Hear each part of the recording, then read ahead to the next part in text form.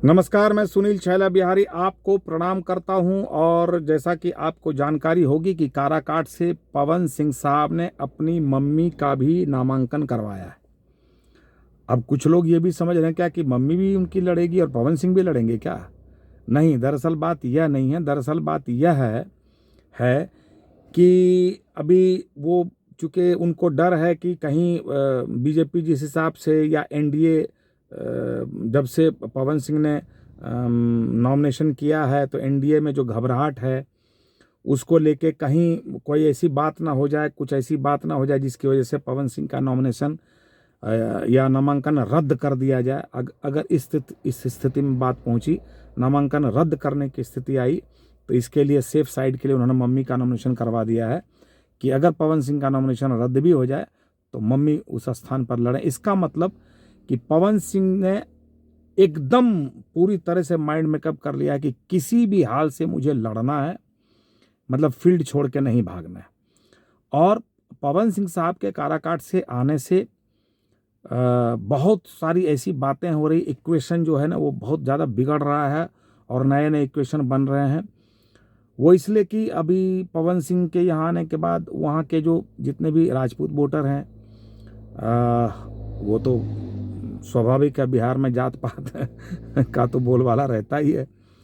तो राजपूत वोटर चाह रहे हैं कि भाई ठीक है पवन सिंह को किया जाए। उसके बाद दूसरे कास्ट के भी जो यंग वोटर्स हैं वो कह रहे हैं। तो सबको समझ में आ रहा है कि पवन सिंह ने एनडीए का खेल बिगाड़ रखा है। इसके लिए कई एनडीए के नेताओं ने यह भी कह दिया कि पवन सिंह पर कार्रवाई होगी। अरे कार्रवाई तो ऐसा होता है कि कार्रवाई क्या करेंगे आप? पार्टी से निकाल देंगे। जब आदमी चुनाव लड़ने लगा है तो ये सोच ही लिया कि अब मुझे पार्टी में नहीं रहना है, तभी चुनाव लड़ता है। तो आप कार्रवाई करके कुछ कर तो सकेंगे नहीं। तो अभी खलबली है। और सबसे बड़ी बात यह है कि सुनने में यह आ रहा है कि अगर, चूँकि वो जो काराकाट है वो जब से काराकाट लोकसभा का निर्माण हुआ है 3 बार वहाँ सांसद रहे, तीनों बार कुशवाहा ही रहे हैं। तो यह एक हिसाब से कुशवाहा का सीट माना जाता है। 2 कुशवाहा पहले से हैं, मतलब महागठबंधन से भी कुशवाहा, एनडीए से भी कुशवाहा। तो कुशवाहा की फाइट तो थी ही। अब उसमें जो महागठबंधन के वोटर जुटते तो उनका पक्ष मजबूत होता और एनडीए के वोटर जुटते तो इनका पक्ष मजबूत होता। अब इन्होंने, पवन सिंह ने आके पूरा खेल ही बिगाड़ दिया है।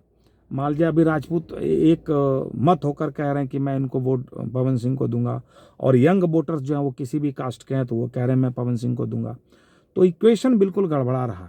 और इस वजह से अभी वहाँ के जो हमने सुना है, मैं जात पात की बात करना बिल्कुल पसंद नहीं करता हूँ, लेकिन जब कुछ सुनता हूँ और बिहार में और ख़ास करके चुनाव में तो जात पात की बात होती है, इसलिए मुझे ऐसी बातें करनी पड़ रही है। नहीं तो फिर भी मैं पहले क्षमा चाहता हूँ।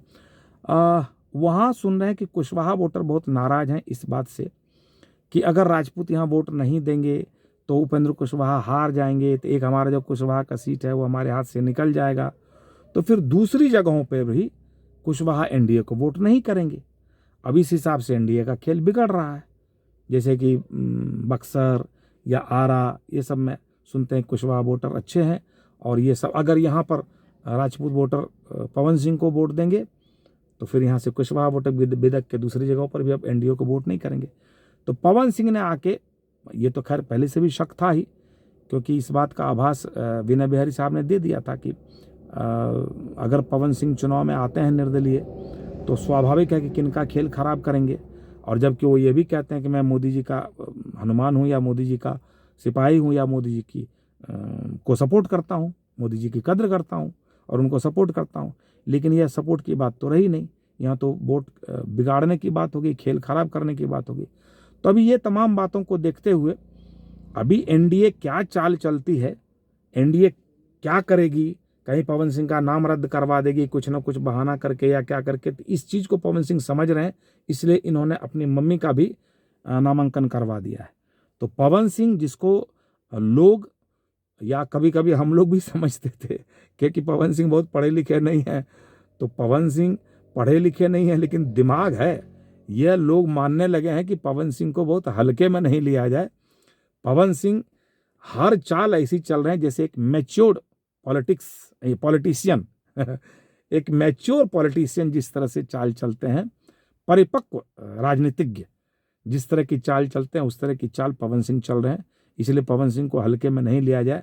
और अब आने वाला समय क्या होगा, बड़े बड़े जो पॉलिटिशियन है, एनडीए के महारथी लोग, खिलाड़ी लोग क्या कदम उठाते हैं, क्या करते हैं, वो अभी देखना पड़ेगा। इसको कहते हैं वेट एंड वॉच। और हम जैसे आप देख रहे हैं वैसे हम भी देख रहे हैं। आप क्या सोचते हैं ज़रूर बताइएगा। और अगर फेसबुक पर देख रहे होंगे तो हमारे फेसबुक पेज को फॉलो कीजिएगा, लाइक कीजिएगा, कमेंट कीजिएगा, वीडियो को शेयर कीजिएगा। और अगर यूट्यूब पर देख रहे होंगे तो हमारे यूट्यूब चैनल को सब्सक्राइब कीजिएगा। और अगर एक बार कर चुके हैं तो बहुत बहुत धन्यवाद, दोबारा मत कीजिएगा, लेकिन कमेंट ज़रूर कीजिएगा, सब्सक्राइब ज़रूर कीजिएगा। नहीं कर चुके तो मत कीजिएगा, शेयर ज़रूर कीजिएगा, कमेंट ज़रूर कीजिएगा, बताइएगा कि आप क्या सोचते हैं काराकाट के इस दिलचस्प वाकया को लेकर आप क्या सोचते हैं, बताइएगा। बहुत बहुत धन्यवाद। हमने शालीनता से अपनी बात कही है, फिर भी अगर किसी को मेरी बातें बुरी लगी होंगी तो क्षमा कर दीजिएगा। बहुत बहुत धन्यवाद। नमस्ते। भारत माता की जय। जय हिंद।